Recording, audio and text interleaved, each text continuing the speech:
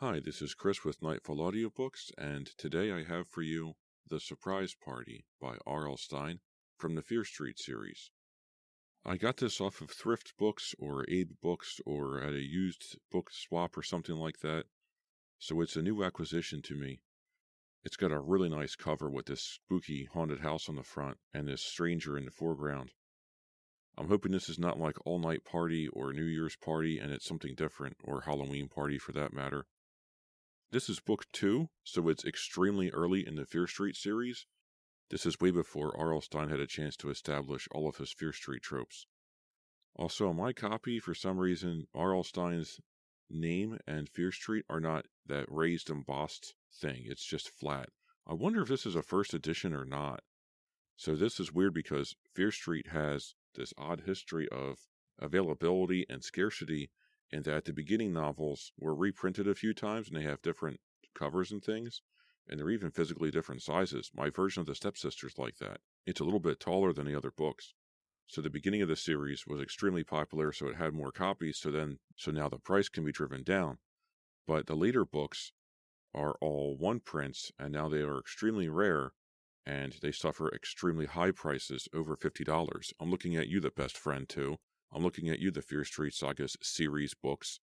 Over $50 for a book, bordering over $100, and there's 16 of those Fear Street Sagas series books. I literally cannot afford to buy those. And even if I could, I'm not going to spend over $50 on a simple novel. I digress. I don't know what this is about. I know I purchased this because of the low price, and I needed it to fill up my collection. So let's begin. What should I read next? I don't know. Send me an email, nightfallaudiobooks@gmail.com. I am also at home right here on YouTube at Nightfall Audiobooks. Feel free to like, comment, and subscribe, and hit the join button to show your support. Any help is greatly appreciated. I really, truly do mean that. I also have a Patreon page, patreon.com/nightfallaudiobooks. So tell your friends, tell your mom, tell whoever you think would like to listen to me tell them tales from R.L. Stine. Thank you very much for listening, and let's begin. Welcome to a Nightfall Audiobooks production of The Surprise Party by R.L. Stine, a Fear Street novel, Book 2. Prologue. How easy it was, and how quick. The rifle popped, cracked like a cheap firecracker. Bye-bye, Evan. Pleasant dreams. It was so easy, and not all that unpleasant, really, especially if you didn't think about it, especially if you locked the whole picture up in some remote corner of your mind, and thought instead about her. She was so bad. How else could he describe her? He thought about her all the time. She was always invading his brain, pushing away what he was supposed to be thinking about, until sometimes he thought she might drive him out of his mind. He would do anything, he realized, for her. She was so bad. He wanted to crush her, crush her, crush her. He wanted her to be with him, to care only for him, to feel just the way he did. And now she would. He wiped the rifle handle off against his shirt and walked quickly along the path through the trees. The woods were quiet, so quiet now. Everything was so fresh and leafy green. Everything was so bright and cheerful. He started to walk more quickly, his boots crunching loudly over dry twigs and weeds. He turned and took one last look at the body. Would he get away with it? Of course he would. Chapter 1. Saturday afternoon. Meg Dalton pressed the handbrakes and skidded her bike to a stop on the dirt path. She took a deep breath and smiled. Sure smells like spring, she said. Sunlight filtered through the tall trees, with their fresh green leaves still unfurling. Dogwoods and cherry trees were already in bloom, blanketing Shadyside Park with splashes of white and pink. It's so beautiful here in May. It's like riding through a fairy tale world, Meg thought. Her friends were always putting her down for saying things like that. She decided to keep the thought to herself. Her two companions, pedaling their bikes leisurely, caught up to her. Hey, Meg, why'd you stop? Tony called. Let's keep going to the river, Shannon said, gliding past Meg, then turning around. Come on, I want to ride. I've got to burn off some of the extra pounds I put on this winter. Megan stared at her friend. Shannon didn't have any extra pounds to take off. Her figure was perfect, with her coppery hair, blue eyes, and full pouty mouth, Meg thought. Shannon looked just like that actress in the movies, Molly Ringwald. I've got to get a new bike, Tony said. There's no rubber left on the pedals. Shh, Meg interrupted, pointing to a bed of pink and purple wildflowers just ahead. Look, a hummingbird. Are we gonna keep riding or what? Shannon asked impatiently. If I knew this was going to be a nature field trip, I would have brought my notebook. Shannon hopped back on her bike seat and pedaled away. Meg hurried to catch up to her. Hey, wait up, Tony called. It's hard to pedal with no rubber on the pedals. They rode past a noisy softball game on the public diamond, recognizing several of their friends from Shadyside High. In the sloping, grassy field beyond the diamond, people were sunning themselves, throwing frisbees, and having picnics. It's like everyone has burst out of their cocoons and come out ready for fun, Meg thought. She knew her friends would put her down for that thought, too. Everyone was always teasing Meg for being too gung-ho, too enthusiastic, too bright and chirpy. She was short and, to her constant regret, still hadn't developed much of a figure, and with her round face, short blonde hair, and big blue eyes, she was sometimes mistaken for a kid, which drove her bananas. A baby squirrel scampered across the path, and Meg had to swerve to miss it. That could have been 5 points, Tony called from several yards behind. Not funny, Tony, Meg called back. She pedaled harder and caught up to Shannon. Tony seems to be in a good mood, Shannon said, her eyes straight ahead on the path. He's done nothing but complain about his bike the whole afternoon, Meg said with a sigh. But for him, that's being in a good mood, Shannon cracked. Meg forced a laugh. She realized that Shannon was right about Tony. He had been so moody all winter. He was always losing his temper and getting angry for the tiniest reasons or for no reason at all. At first, Meg thought maybe it was her fault. Maybe Tony was getting tired of her. They had been going together now for more than 2 years. Maybe he was angry because he wanted to dump her and didn't know how. But every time she mentioned it, he got a hurt look on his face and swore that nothing was wrong. The ground grew soft as the path began to lower itself toward the river. They had to pedal around deep puddles of rainwater. And how are you and Dwayne getting along? Meg teased. It was the only thing she could ever think of to tease Shannon about. That creep, Shannon shouted, breathing hard from her rapid pedaling. He follows me around like a sick puppy with his dark, mournful eyes. He's always flexing his muscles and those tight white t-shirts he wears, showing off. Well, he works out all the time. He's got a really great bod, Meg said. Shannon looked surprised. That was such an un-Meg thing to say. Well, he's still a creep. He's always hanging out with your cousins, Brian, playing wizards and dungeons in the woods. Oh, Shannon suddenly realized what she had said. I didn't mean to say that your cousin is a creep. That's okay. Brian is definitely a little weird, Megan said, laughing. There didn't seem to be any more to say. They rode on for a long while in silence. Meg felt a sudden chill, more from her thoughts than from the wind. It was exactly a year ago, she realized. Exactly a year ago on a spring day just like this one, that Brian had found Evan, shot to death in the Fear Street woods. Megan shook her head as if to shake away the memory. At least Shannon can laugh now, Meg found herself thinking. At least she can crack jokes again and go biking in the park with her old friends. What a long winter. Meg slowed down and let Tony catch up. How's it going, Slowpoke? I think my chain's slipping, he grumbled. He pulled off the maroon t-shirt he'd been wearing, revealing a gray t-shirt underneath, and tied the sweatshirt around his waist. Despite the cool winds off the river, he was sweating. I've got to get a new bike, he said, climbing off and bending down to inspect the chain. The way his dark eyebrows lowered and his forehead wrinkled, his frown of concentration.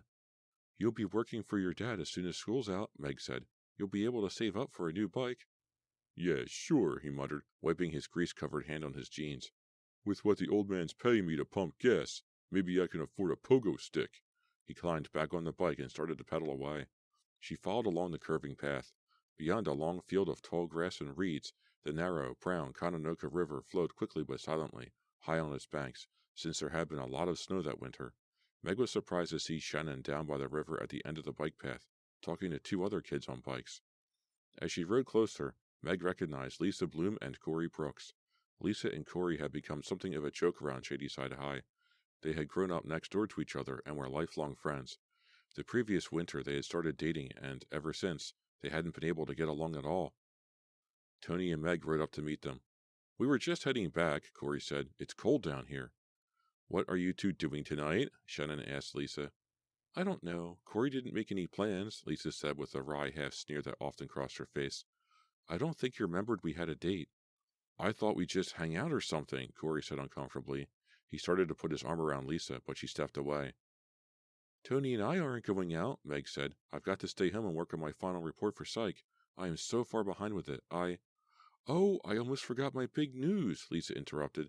Guess who's coming back to town for a visit? Ellen Majors. Shannon gasped and grabbed for the handlebars of her bike as it started to fall. Sorry, she said quickly. The bike just slipped. She suddenly looked very pale. Ellen's going to be staying at her aunt's, Lisa added. No one said anything. Meg knew they were all thinking the same thoughts, all thinking of a year ago, all thinking of Shannon's brother Evan. Ellen Majors and Evan had gone together since junior high. Ellen, Meg, and Shannon had been inseparable best friends for even longer. Then, when Evan died, it all fell apart. Ellen moved away a few months later. No one had heard from her since, until now. It will be great to see her, Meg said brightly, breaking the silence. It's been so long. Yeah, Lisa added, trying to copy Meg's enthusiasm, but not quite pulling it off. She and Ellen had never been that close.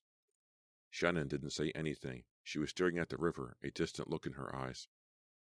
Maybe we should have a party for Ellen, Meg said. She looked at Tony, who looked away. Yeah, Lisa repeated. Why? Shannon asked sharply. To, welcome her back, Meg said, surprised by Shannon's hostility to the idea. To show her that we still care about her, I guess. Evan's still dead, Shannon muttered, not looking at them. But we've got to show Ellen that we don't blame her, Meg said, surprised at all the strong feelings she suddenly had. She hadn't realized how much she had missed Ellen all year. I guess, Shannon said unconvincingly, her voice barely audible over the gusting wind. I think a party's a great idea, Lisa said, climbing back on her bike. A surprise party, maybe. You know Ellen. She probably wouldn't come if she knew about it in advance. I'll help you two get it together. In fact, I'll start telling everyone about it right away. Count me in, Corey said. Meg looked at Tony. He was staring at the ground. Tony, are you okay? Yeah, sure. Well, what do you think of the party idea? Good. It's okay. We've got to get going, Lisa said, starting up the path. See you later. Meg, Shannon, and Tony stood watching them ride off till they disappeared into the trees. Guess we should be getting back too, Shannon said. The color still hadn't returned to her face. She looked washed out, drained. I don't believe it, Tony screamed. Both girls were startled. Tony, what? I've got a flat tire. He lifted the bike up into the air with both hands. Tony, don't, Meg said. He started to slam the bike on the ground, then thought better of it and lowered it slowly to the grass. Tony, it's just a flat. You can walk it back to... Just go on without me, he muttered. Go on ahead. See you later. Seeing that he meant it, the two girls got on their bikes and rode off. When they reached the trees, they could hear him kicking the bike, cursing it loudly. What's his problem? Too much raw meat for breakfast? Shannon asked. I don't know, Meg said with a sigh. Sometimes he just loses it. She wished she did know what his problem was. It wasn't normal to get that angry at a bike, was it? That night, up in her room, Meg was trying to concentrate on her psych paper, but she found her thoughts drifting to Ellen. Ellen with her tall, lanky, blonde good looks. She looked so much like Daryl Hannah, everyone always said. Meg wondered if Ellen still looked the same or if she had changed. A surprise party was a terrific idea. Meg could already see the shocked look on Ellen's face. How happy they all would be again. The phone rang. She picked it up, grateful for the interruption. Hello, Meg, a whisper, like wind blowing into the telephone. Who is this? She asked, a funny feeling forming in the pit of her stomach. We have a bad connection. This is a friend. Still just a whisper. Who could it be? I'm warning you. Don't have a party for Ellen. Now, wait a minute, Meg cried, surprised by her own high-pitched voice, by the fear rising within her, and the anger. I'm serious. Dead serious. Don't have a party for Ellen. Don't force me to show you how serious I am. Who is this? What kind of a stupid joke? She heard a click. The dial tone returned. She dropped the receiver back onto the phone.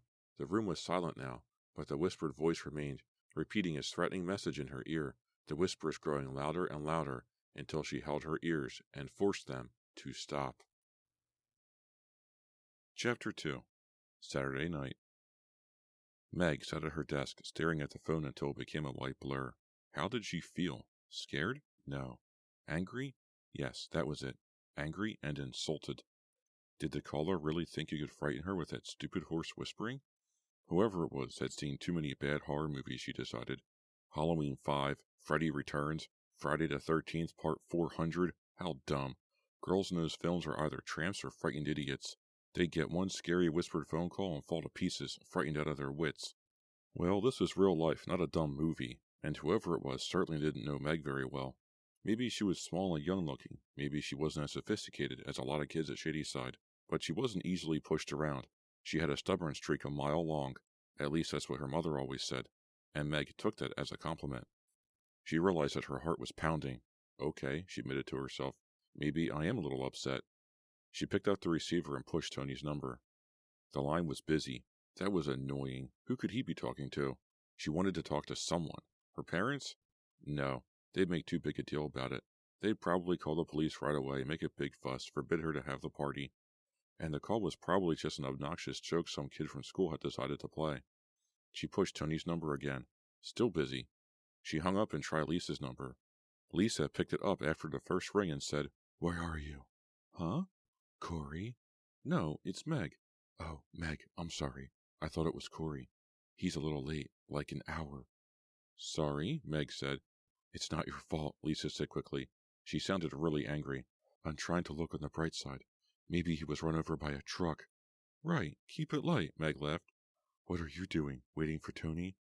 "No, we're not going out tonight. I'm supposed to be writing my psych paper." "But..." "How'd you know there was a but?" "I'm a mind reader," Lisa cracked. "But I..." "See, I told you.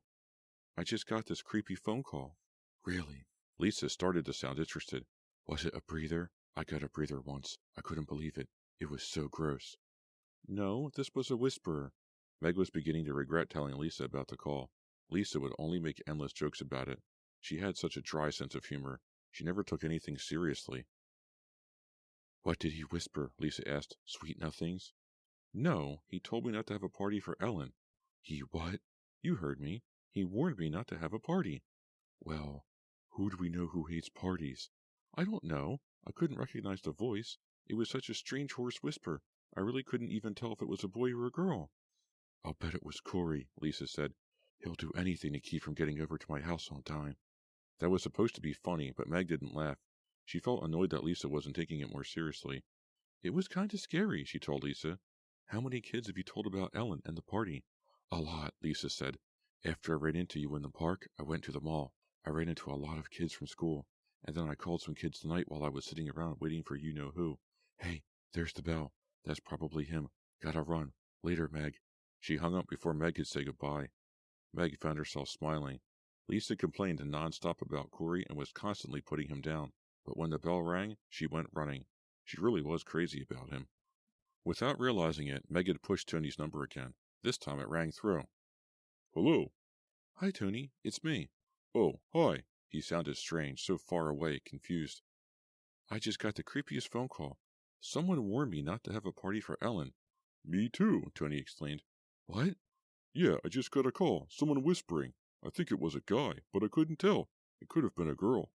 "And what did they say?" "Not to help out with the party. He said I wouldn't make it to the party if it did take place. I'd be in the hospital." "Someone's playing a stupid joke, right?" "I don't know, Meg. Whoever it was sounded pretty serious." "Oh, come on, Tony. You think he meant it?" Meg was disappointed that Tony was taking this seriously. She wanted him to tell her that it was just a joke, that she should just forget about it. Why did he sound more frightened than she did? "Who do you think it was, Meg?" "I don't know. Some kid from school? Someone who was bummed out because he doesn't have a date tonight?" "Maybe." Tony didn't sound convinced. "But we don't know anyone who would do anything that dumb. What if...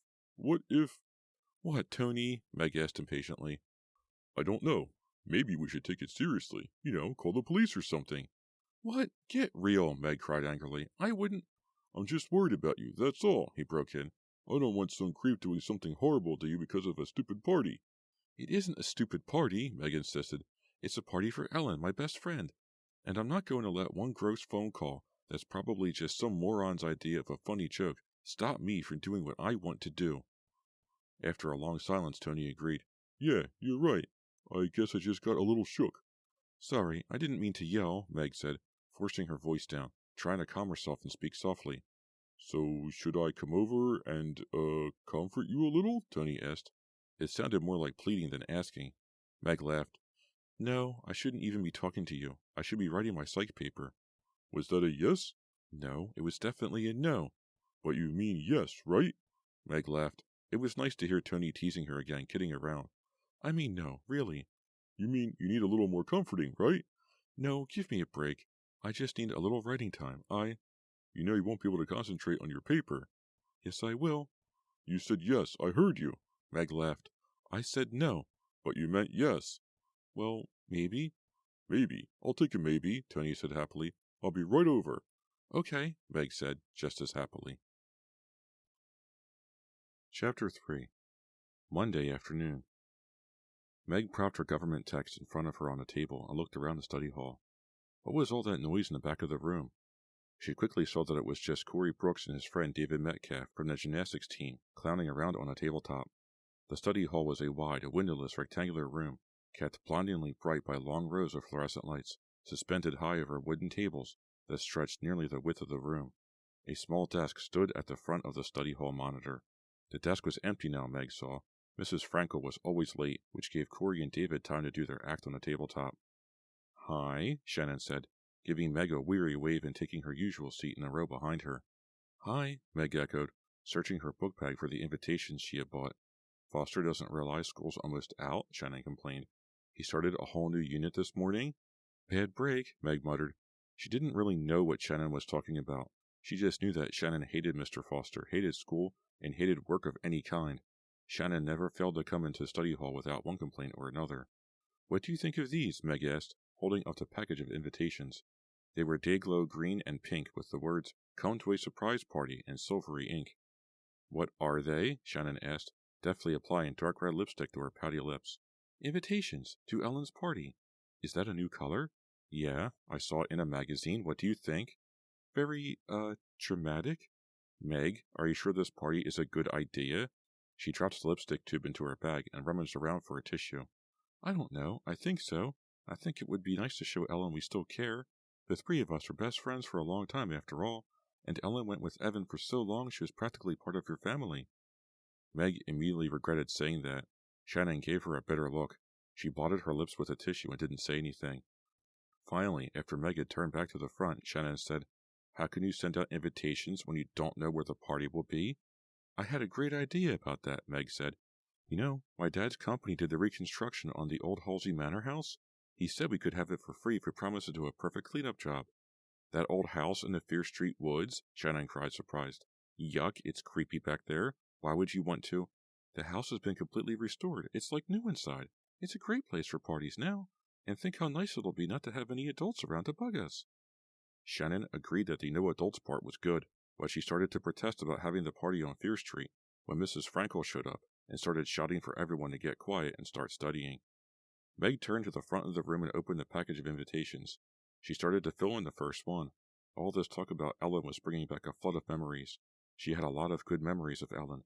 She could remember dozens of exciting and happy times they had spent together since they had met in elementary school.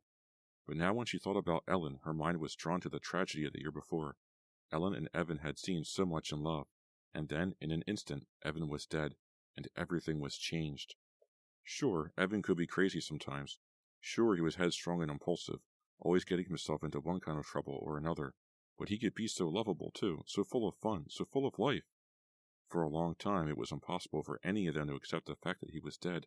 It was still impossible. Meg looked around the large room. Just about everyone who was involved in the tragic accident, just about everyone who had been involved with Evan, was in this study hall. Her eyes roamed from face to face. There was Shannon, Evan's sister. She seemed to have lost some of her life when Evan lost his. She'd always been so enthusiastic about everything, so spirited, so ready to have fun. Evan's death had caused her to withdraw. She didn't seem to need her friends as much. It was as if she were pulling into herself, hardening herself, forcing herself not to need anyone else, so she couldn't be hurt by another loss in the same way. Tony sat near the back, writing intently in a notebook. He and Evan had been buddies. Tony had admired Evan, looked up to him, Meg realized, for his wildness, for the fact that Evan didn't care what people thought of him, for his need to do what he felt like when he felt like it. Tony wished he could be that way, but he was too hung up to be that free and easy, too worried about being poor in a school where most kids are better off, too concerned about being accepted by other kids. Tony had tried to act tough when he learned that Evan was dead, but at the funeral he broke down and sobbed. Ever since he'd been so moody.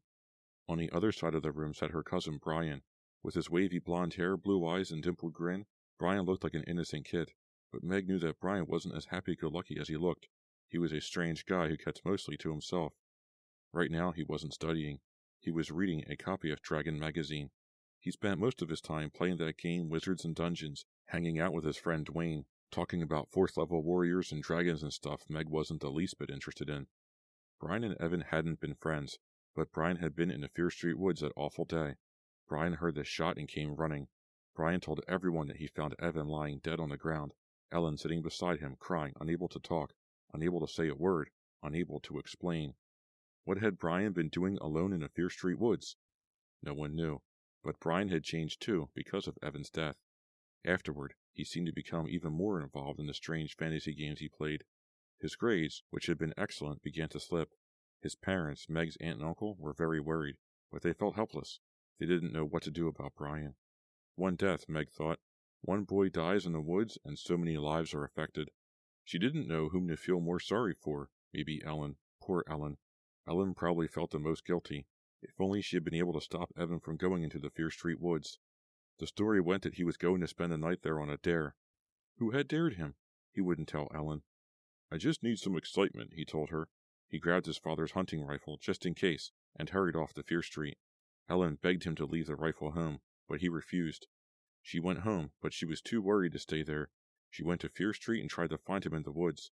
She heard a shot, the fatal shot, the shot that changed all of their lives. She heard it and followed the sound of it till she found Evan, lying face down, his left shoe tangled in an upraised tree root. He was already dead. His foot must have tangled in the root.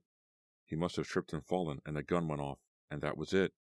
A few minutes later, Brian arrived and found them. Nearly in shock himself, Brian managed to help Ellen out of the woods, away from Fear Street. A tragic accident. Ellen had never been able to talk about it with anyone. A few months later, her family moved away. No one had heard from her, until now. Maybe we can all be good friends again, Meg thought with her usual optimism. Meg. Meg Dalton. Meg. A voice broke into her thoughts. She looked up. Mrs. Frankel was calling her. Meg, you must be reading a very exciting chapter. I've been calling you for 5 minutes. Meg could feel her face growing hot. She knew she was blushing. Sorry? There's a message for you at the office. Come up and get a pass. Meg left the invitations on the table and, still blushing, went up to get the pass. Who had left her a message? Was it from home? Was someone sick or something? She grabbed the pass off the desk and started to jog down the hall. Hi, Meg. What's happening? Did you hear about Gary breaking up with Krista? It was Lisa sitting in the hall monitor's chair. Sorry, Lisa. I'll call you later, Meg said. I'm kinda in a hurry. Lisa looked surprised as she didn't want to stop for some hot gossip, but Meg kept hurrying on to the office. When she got inside, out of breath and nervous feeling in the pit of her stomach, there was no one at the front desk. Anyone here? She called. No reply. Finally, Miss Markins, the office secretary, appeared from the inner office. She looked surprised to see Meg. They told me there was a message here for me, Meg said. Miss Markins pursed her lips and shook her head. She looked through a stack of pink message slips on her desk. No, none for you, Meg. Are you sure? Meg insisted.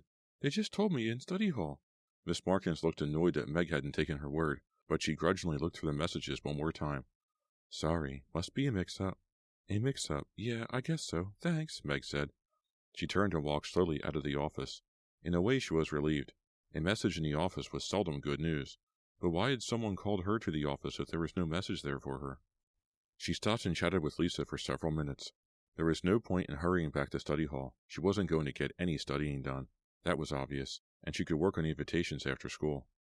What are you doing after school? She asked Lisa. Want to come over and help me write invitations? I can't, Lisa said, flipping a pencil up toward the ceiling and catching it. I have a spectator meeting. We're planning our last issue. I know everyone's waiting breathlessly for it, right? Lisa was assistant editor of the school paper. But I'd love to help out with the party, Lisa added quickly. Ellen and I weren't really close or anything, but I always liked her. They talked for a few more minutes. Then Meg headed back to study hall. Lisa's so funny, Meg thought. She has such a sharp sense of humor. Meg liked Lisa's sophisticated dark looks, too. I wish I could be more like her, she thought, instead of such a baby face. She tossed the hall pass back onto Mrs. Frankel's desk. Mrs. Frankel didn't even look up. Her head was buried in the test paper she was grading. Meg took her seat. She looked around the room for a moment, glanced at her watch, and then looked down at the table. Oh, the party invitations. Someone had cut them all into tiny pieces. Who would do such a horrible thing? Meg spun around and faced Shannon. Shannon didn't look up from her book. Hey! Shannon finally noticed Meg. She closed the book, keeping her place with her finger. Did you see anyone come over to my desk? No, Shannon whispered, her eyes on Miss Frankel at the front of the room. I wasn't here. I went to the library to get this book. I just got back a second ago. Meg stared hard at Shannon. She felt guilty for suspecting her friend. Shannon wasn't happy about having the party for Ellen, but she would never do something like this, would she? She started to show Shannon the cut-up invitations. Then she thought about the whispered phone call she had gotten on Saturday night. Was the creep who made that call right in the same study hall with her now? Was it Shannon? No, of course not. How stupid. But then, who was it? She gathered up the pieces of the invitations and began to sweep them into her bag. Then she searched in her bag for a pen. There was 10 minutes left to study hall. She could start making a list of all the things she needed to buy for the party. Someone yawned loudly near the back door, and everyone laughed. Meg found a pen and opened her trapper keeper to a clean sheet of notebook paper. Things to buy, she wrote up at the top. Meg, please come up here, Mrs. Frankel called. Now what? She closed the trapper keeper and hurried up to Mrs. Frankel's desk. You seem to have another message at the office, Mrs. Frankel said, looking perturbed. Are you sure? Meg asked. I'm not sure about anything around here, Miss Frankel said dryly, but you'd better go check. Meg hurried back down the hall, passing Lisa with a shrug as if to say, I don't know what I'm doing back here again either. Maybe Miss Markins found the first message, Meg thought. And yes, when she got to the office, Miss Markins had a long white envelope for her. I guess someone left this for you, Miss Markins said. I just found it on the counter. I didn't see who left it. Megan thanked her and took the envelope out into the hall to open it. It was sealed tightly and took her a while to tear open. She pulled out a piece of lined white notebook paper and unfolded it. The words on the paper were written in sloppy block letters with a red crayon. She read them 3 times. Meg, I'm watching you. Don't have the party. I don't want to hurt you, but I will.